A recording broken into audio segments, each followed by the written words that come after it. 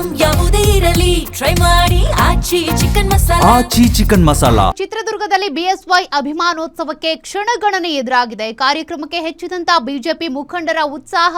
ಕಾರ್ಯಕ್ರಮದ ಬಗ್ಗೆ guarantee news ಜೊತೆಗೆ ಮಾಧುರಿ ಗಿರೀಶ್ ಅವರು ಮಾತನಾಡಿದ್ದಾರೆ. ಬಿಎಸ್ವೈಗೆ ಅಭಿನಂದಿಸಿದಂತ ಜಿಲ್ಲಾ ಬಿಜೆಪಿ ಕಾರ್ಯದರ್ಶಿ ಮಾಧುರಿ ಗಿರೀಶ್ ಅವರು ಗ್ಯಾರಂಟಿ ನ್ಯೂಸ್ ಜೊತೆಗೆ ಮಾತನಾಡಿದ್ದಾರೆ. ದಣಿವರಿಯದ ನಾಯಕ BS ಯಡಿಯೂರಪ್ಪನವರ ಅಭಿಮಾನೋತ್ಸವ ಕಾರ್ಯಕ್ರಮಕ್ಕೆ ದಿನಗಣನೆ ಆರಂಭವಾಗಿರತಕ್ಕಂಥದ್ದು. ಈ ನಿಟ್ಟಿನಲ್ಲಿ ನಮ್ಮೊಟ್ಟಿಗೆ ಜಿಲ್ಲಾ ಬಿಜೆಪಿಯ ಪ್ರಧಾನ ಕಾರ್ಯದರ್ಶಿಗಳಾದಂತಹ ಮಾಧುರಿ ಗಿರೀಶ್ ಅವರು ನಮ್ಮೊಟ್ಟಿಗೆ ಮಾತನಾಡಲಿಕ್ಕಿದ್ದಾರೆ. ಸರ್, ಈಗಾಗಲೇ ಯಡಿಯೂರಪ್ಪನವರಿಗೂ ನಿಮಗೂ ಇರತಕ್ಕಂತಹ ಸಂಬಂಧ ಮತ್ತು ಯಡಿಯೂರಪ್ಪನವರು ನಿಮ್ಮ ಜಿಲ್ಲೆ ಅಥವಾ ನಿಮ್ಮ ಕ್ಷೇತ್ರಕ್ಕೆ ಕೊಟ್ಟಂಥ ಕೊಡುಗೆಯನ್ನು ನೆನೆಯಬಹುದಾ ಅಂತ. ಮೊದಲನೇದಾಗಿ ನಾನು ಸಹಕಾರಿ ಕ್ಷೇತ್ರದಿಂದ ಈ ರಾಜಕೀಯ ಕ್ಷೇತ್ರಕ್ಕೆ ಪ್ರವೇಶ ಮಾಡಿದ್ದೀನಿ. ನಾವು ಸಹಕಾರಿ ಕ್ಷೇತ್ರದಲ್ಲಿ ಮೊದಲನೇದಾಗಿ ಯಡಿಯೂರಪ್ಪನವರು ರೈತರಿಗೆ ಸಾಲ ಮನ್ನಾವನ್ನು ಮಾಡುವುದರ ಮುಖಾಂತರ ತನ್ನ ಸರ್ಕಾರಕ್ಕೆ ಮೊದಲನೇ ಬಾರಿ ಮುಖ್ಯಮಂತ್ರಿಯಾಗಿ ಅಧಿಕಾರ ಸ್ವೀಕಾರ ಮಾಡಿದಾಗ ರೈತರ ಹೆಸರಿನಲ್ಲಿ ಅಧಿಕಾರ ಸ್ವೀಕಾರ ಮಾಡಿದಂಥ ಒಬ್ಬ ಹೆಗ್ಗಳಿಕೆಯ ಧೀಮಂತ ನಾಯಕರಾಗಿರ್ತಾರೆ. ಅದರ ಜೊತೆಗೆ ತಾವು ರೈತರ ಹೆಸರು ಹೇಳಿ ಮುಖ್ಯಮಂತ್ರಿಯಾಗಿ ಮೊದಲನೇದಾಗಿ ರೈತರ ಸಾಲವನ್ನು ಮನ್ನಾ ಮಾಡ್ತಾರೆ.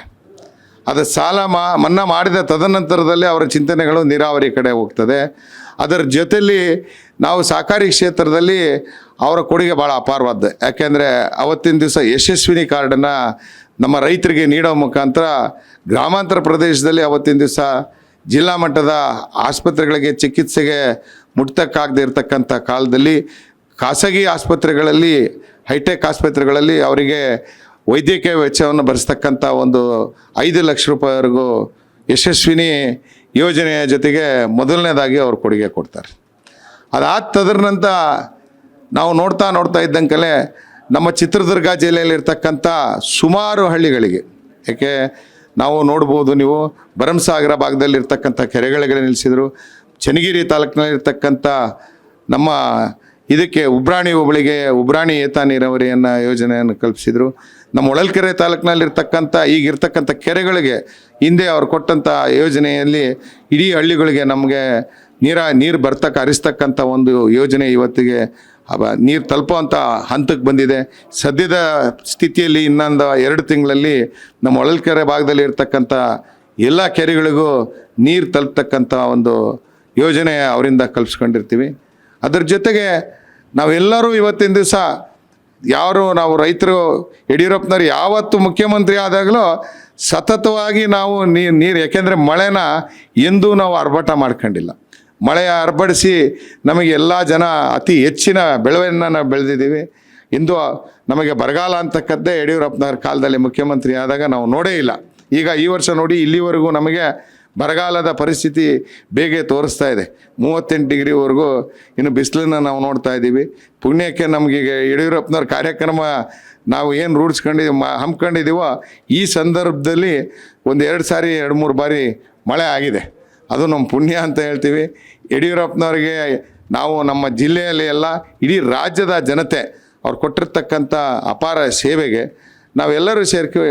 ಅವರ 50 ವರ್ಷದ ಪೂರ್ಣಾವಧಿ, ಯಾಕೆಂದರೆ ಒಬ್ಬ ಮನುಷ್ಯ ಸತತವಾಗಿ ಬೇರೆ ಏನು ಉದ್ಯೋಗ ಮಾಡ್ದಲೇ ಹೆಂಡತಿ ಮಕ್ಕಳು ಮತ್ತಾವುದನ್ನು ನೋಡ್ದಲೇ ಪೂರ್ಣಾವಧಿಯನ್ನು ರಾಜಕೀಯಕ್ಕೆ ಜನರ ಸೇವೆಗಾಗಿ ಇಟ್ಟಂಥ ಇಂಥ ಧೀಮಂತ ನಾಯಕನಿಗೆ ನಾವು ಅಭಿಮಾನೋತ್ಸವ ಏರ್ಪಡಿಸ್ಬೇಕು ಅಂತ ಒಂದು ಸಂದರ್ಭನ ಇವತ್ತು ನಮಗೆ ಅದು ಚಿತ್ರದುರ್ಗದ ಜನತೆಗೆ ಭಾಗ್ಯದ ಬಾಗಿಲು ತೆರೆದು ಇವತ್ತು ನಾವು ಈ ಅಭಿಮಾನೋತ್ಸವವನ್ನು ಉತ್ಸಾಹವಾಗಿ ಆಚರಿಸ್ಬೇಕು ಅಂಥೇಳಿ ಎಲ್ಲರೂ ಉತ್ಸಾಹಿಗಳಾಗಿದ್ದೀವಿ.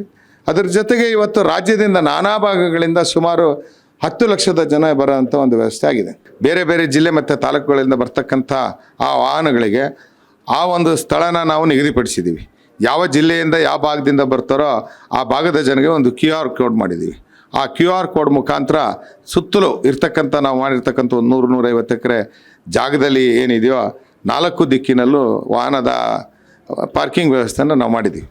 ಅಲ್ಲಿಗೆ ಬಂದ ಆ ವಾಹನಗಳು ಆಯಾ ದಿಕ್ಕಿನಲ್ಲಿ ನಿಂತ್ಕೊಳ್ಳೋದ್ರಿಂದ ಯಾವುದೇ ರೀತಿಯಾದ ಒಂದು ಕಿಕ್ಕಿರಿ ನಡೆಯೋದಿಲ್ಲ. ಯಾಕೆಂದರೆ ಸಂಚಾರದ ವ್ಯವಸ್ಥೆಗೆ ಎಲ್ಲೂ ಅಡಚಣೆ ಆಗೋದಿಲ್ಲ. ನಾವು ಬಂದಂಥ ಏನು ವಾಹನಗಳಿದ್ದೋ ನೇರವಾಗಿ ಯಾವ ದಿಕ್ಕಿನಿಂದ ಬಂದಿರುತ್ತೋ ಮುಂದೆ ಹೋಗಿ ಅವರಿಗೆ ತಿರುಗಿಸ್ಕೊಂಬರ್ಲಿಕ್ಕೆ ಆಗ್ತಕ್ಕಂಥ ಅನುಕೂಲದ ವ್ಯವಸ್ಥೆಗಳನ್ನು ನಾವೆಲ್ಲ ದಿಕ್ಕಿನಲ್ಲೂ ಏರ್ಪಾಡು ಮಾಡಿರೋದ್ರಿಂದ ಎಲ್ಲೂ ವಾಹನ ದಟ್ಟಣೆ ಅನಿಸೋದಿಲ್ಲ. ಮತ್ತು ಪಾರ್ಕಿಂಗ್ ವ್ಯವಸ್ಥೆಗೆ ಸುಮಾರು 300 ಎಕರೆ ಜಾಗನ ನಾವು ಅಕ್ಕಪಕ್ಕದಲ್ಲಿ 300 ಎಕರೆ ಜಾಗನ ವ್ಯವಸ್ಥೆ ಮಾಡಿದ್ದೀವಿ. ಅದಕ್ಕೋಸ್ಕರ ಆ ವಾಹನದ ನಿಲುಗಡೆಗೆ ವ್ಯವಸ್ಥೆ ಮಾಡ್ತಕ್ಕಂಥದ್ದನ್ನು ನಮ್ಮ ಸ್ಥಳೀಯವಾಗಿ ನಮ್ಮ ಪೊಲೀಸ್ ಇಲಾಖೆಯವರು ಮತ್ತು ಸಂಬಂಧಪಟ್ಟ ಏನು ಅಧಿಕಾರಿಗಳಿದ್ದಾರೋ ಆ ವಾಹನಗಳು QR ಕೋಡಿಗೆ ಆ ಜಿಲ್ಲೆಯಿಂದ ಬಂದ ವ್ಯವಸ್ಥೆಗೆ ಏನಿದೆಯೋ ಆ ವಾಹನಗಳು ಅಲ್ಲೇ ನಿಲ್ಲ ಅಂತ ಒಂದು ವ್ಯವಸ್ಥೆನ ನಾವು ಮಾಡ್ತಾ ಇದ್ದೀವಿ. ಹೀಗಾಗಲೇ BS ಯಡಿಯೂರಪ್ಪನವರ ಬೃಹತ್ ಈ ಒಂದು ಸಮಾವೇಶಕ್ಕೆ ಏನು ವಾಹನಗಳ ವ್ಯವಸ್ಥೆಗೆ ಯಾವುದೇ ರೀತಿಯಾದಂತಹ ಟ್ರಾಫಿಕ್ ಸಮಸ್ಯೆ ಆಗದೆ ಮುಂಜಾಗ್ರತಾ ಕ್ರಮಗಳನ್ನು ವಹಿಸಿದ್ದೇವೆ ಅನ್ನುವಂತಹ ಮಾಹಿತಿಯನ್ನು ಕೂಡ ಈಗಾಗಲೇ ಜಿಲ್ಲಾ ಪ್ರಧಾನ ಕಾರ್ಯದರ್ಶಿಯಾದಂತಹ ಮಾಧುರಿ ಗಿರೀಶ್ ಅವರು ಕೊಟ್ಟಿದ್ದಾರೆ. Rajashekar, guarantee news, Chitradurga.